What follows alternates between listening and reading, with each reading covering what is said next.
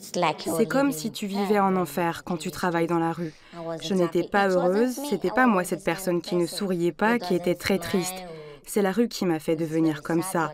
C'était horrible, j'étais comme un vampire. Je ne dormais plus la nuit, jamais en paix, je me haïssais moi-même. Depuis notre reportage, Jennifer et Joy ont obtenu l'asile, une carte de séjour pour 10 ans. L'une est enceinte de jumeaux, l'autre va devenir prof d'anglais. Au total, Solentiel a embauché 14 jeunes femmes. Toutes sont aujourd'hui sorties de la prostitution.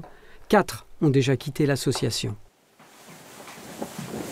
La difficulté qu'on rencontre pour celles qui sortent justement, qui obtiennent leur titre de séjour, c'est une phase un peu de dépression, puisqu'elles ont eu le document qu'il leur fallait, qui permet de sésame, exactement.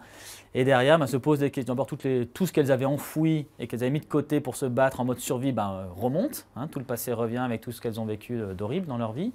Et puis, il y a une question ensuite de fond, c'est quoi le sens de ma vie? Quel est mon projet ensuite de vie en France? Solentiel leur a servi de tremplin, mais pourrait leur permettre d'aller encore plus loin.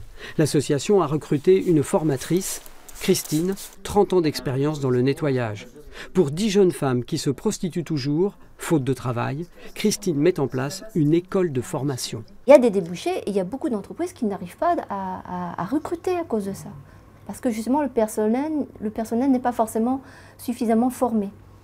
Donc l'idée, c'est de dire, nous on sait le faire et on va le faire.